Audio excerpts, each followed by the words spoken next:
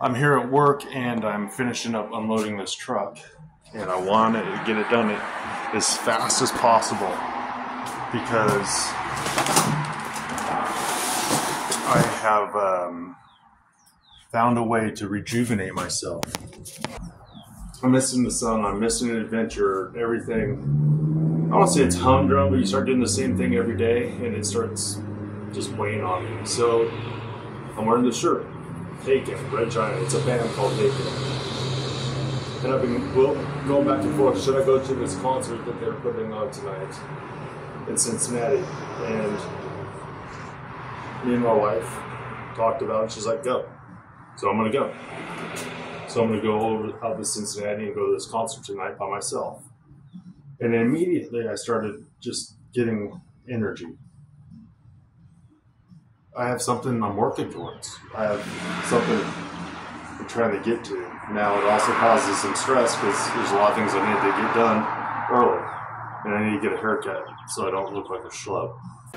My dog thinks that I bought her a tenderloin. No, I didn't. Duh. You fall and you break, you got battles to take on, but you figure it out, yeah. When you fall and you break, you got changes to make now. The one thing about these tenderloins is it could be a lot of fat, extra fat and stuff. You know, this silver skin. This is the wrong knife for this. Like, where's the perfect... I hate trimming fat off stuff. I'm like, where's the perfect steaks for my wife? Right over here, probably. Bam. My guess is probably about that much. It's trying to get off some of the silver skin. Yeah, dogs are not dumb. She comes and hangs out over here for a reason. Where's half? All right, here. Bam. All right, Lily, look. I did get the dog tenderloin, put in her bowl so she don't bag. In theory. Now I'm like, why aren't you cooking yourself some tenderloin right now? Good question, Aaron. Well, I have some more. The last time I bought some tenderloin, I got on sale also, and my wife's like, I love that. So I'm trying the 8.5 ounces and 9 ounces, so a little over a pound, which is a decent chunk of meat. Bam, and then season it up. I'm not eating dirty carnivore, but my wife is a dirty carnivore. I'm eating dirty carnivore, or I am a dirty carnivore, because there's a difference. I don't understand English, so I don't know the difference. I love getting myself in trouble. Actually, let me put some eggs in this pot. Oh, there's no eggs here. This is what happens when you live in a house with people that consume. I'll be back. Mission complete. This will probably be overboard, but I'm gonna put 6 eggs in here. I already broke one. Well, probably 10 minutes. When I'm going on road trips, I kind of like snacking, and I used to do sunflower seeds, but I don't anymore. So I just got some salt in this tenderloin. It doesn't look like a lot now, but I'm gonna add some of my wife's flavors. I mean, they're my flavors that I make her eat since I can't. A little bit of garlic and a little bit of curry powder. This time don't open. Bam, just a little. Seal this bad boy up. It's like a lot of processes. Seal, that's good. Not the band, I mean not the artist. This will probably trigger people. Some fresh hummus that I got my wife. I bring it to get bonus points. So the seasoning on this and that will go really well together. But yeah, that 1 pound doesn't seem like a lot now. But she always has beef and cabbage. We'll always have Italy. And where do I put this tenderloin? All our containers are empty. I mean, I'm just gonna throw it in this big sucker. Chunk of meat in there. Like literally something someone would make fun for a husband for doing. That's me. Get rid of these seasonings before I start thinking about them. I gave up seasoning for well over a year. I mean, I tried it a little bit. I had like those pot stickers, and I tried some like black pepper, but it didn't taste that great. And then after the year on the carnivore diet, I did add in some seasonings here and there, and garlic and curry was my go-to. All right, let me get everything in here destroyed. Yeah, this is this Wagyu. I'm excited about it. It's like, oh, put it in the patties. Well, it's already in a patty. It's one giant one. But I'll put it in the 2. You can't even see, man. Do you know how much junk is on my camera? Not as much as you think. But let's make a couple patties here and just cook them a little. Salt. I accidentally took this Maldron smoked sea salt and subscribed to it coming every month. So I just got a package in the mail. I'm not mad about it. I feel like I got some salt security. I didn't even realize the thing. Like, you know, since I'm really highly invested in the Roman Empire, I really do think about salt security quite a bit. So I'll do 1 pound of Wagyu and I'm gonna do 4 eggs. And then I'm gonna I'm gonna brown 1 more pound of Wagyu after that. And then, yeah, this is where I need a container. Come on. Oh, I guess I have these little used hummus containers. Who knows? Bacon fat. It's like, I have this jar of bacon fat that should be full, but it's empty. Do you know why? Because bacon fat's delicious. That's why. Sizzle. If I would have decided to go to this concert before last minute, I could have invited some friends. But I'm actually looking forward to going alone. Not to say that I wouldn't like having people with me, but just a moment to like being an adult and go out and just do something different. Not because I'll have no accountability, because I do. These heavy prog bands, the crowds aren't that rambunctious. They're like a bunch of like nerdy dads. What did you say? I said essentially the crowd at this concert's not going to be rambunctious. There's a bunch of nerdy dads. That's not what I heard. Turdy dads? Dirty dads? A bunch of dirty dads? Probably. I mean, if you're a dad, that would imply a certain level of dirtiness. Does it? Depends how you define dirty. I do not care if this hamburger is barely cooked. When I say barely, I mean, I don't mind if it's a little bit raw inside. I lost one of the eggs, man. Turn this heat down on these eggs to make sure they're perfect.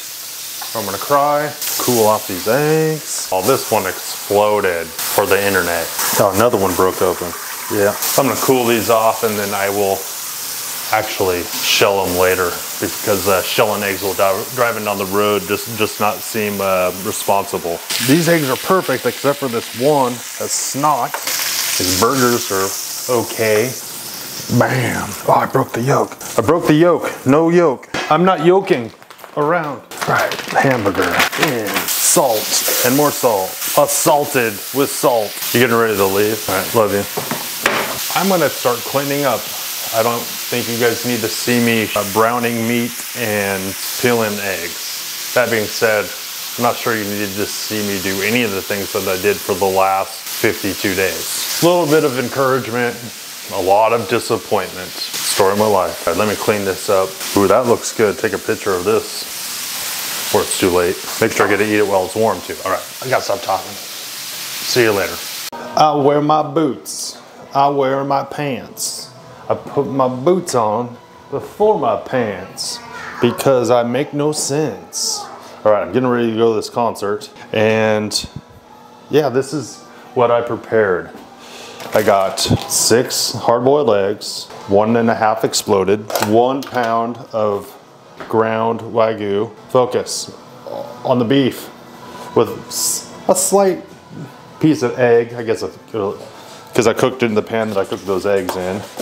And this is hot. 5 pieces of bacon. This was my new cook. I just cooked that and I'm getting ready to go. Like, I really don't want to dirty dishes. Let's see here. Fold these over, put them in my pan. Some nice cold beef. It's like, oh, Aaron. So this is the danger. You're going out doing something different. Where I grew up, there used to be a restaurant called Jack in the Box. And you know, about 40 minutes away from where we are right now, a Jack in the Box opened up like 10 years ago, maybe even more. And I remember when it showed up out here in Ohio, I was like, we need to go to Jack in the Box because it'll remind me of where I used to live. Yeah, I mean, they also were known for giving people E. coli back. And I remember driving out there and eating, and I was like, oh, it wasn't as good as I remembered. It's never as good as you remember. Well, maybe not, but you'll never know, because that's not what we're doing. But what happens is you start thinking about and romanticizing about choices you made in the past or things you ate in the past. and smells and just the road trips and different things for different people will trigger temptation. And for me, I'm not that tempted. I can just go to a concert just fine, just sit there at the concert, drink water. I have no problem, just listen to the music and drive home. And when it comes to food, I'm not that worried about it, but I do know that I like snacking while driving or have something just to kind of pass the time. That's like the one time I like snacking. Pork rinds would be good, except for the fact that if you eat them in your car, it gets everywhere. But I just got this food to bring with me. I may eat all of it. I might eat just a little bit of it. It doesn't matter. It's no guilt eating. And I'll try to track accurately what I ate, but we'll just take this as a reminder. For one, routine is your friend. Two, routine could also be your enemy because it will be a safe place and a comfort too often. You got to get out and do stuff every once in a while, but then also know what your triggers and the places that you struggle, and that's how you gain self-discipline. I'm so self-disciplined and I never do X, Y, and Z. Well, you never put yourself in a situation X, Y, and Z. That's good. Some things are no-go zones, and there's things that I'm like I don't feel like I struggle with not murdering people. I guess that's probably not good, right? But I mean it's good that I don't struggle with that, but I guess that's not a good analogy. But we'll just go with that. I don't struggle with that, so I'm not tempted to do it. Only you know what you're tempted to do, what you struggle with. So don't lie to yourself and don't do it. Find options. But the discipline comes from putting yourselves in permissible situations and making the decision if it's beneficial or not. And if it's not, then don't do it. And if it's gray, it's gray. You choose. All right. I might throw in a couple things here from the road trip or the concert just briefly. Yeah. All right. Rock and roll. Am I allowed to do that as a Christian? Thought I would just give a brief update. I thought I would just bring a brief update. Just hopped in the car and started my trip, and all my food is gone. Just kidding. I thought that joke would be funny.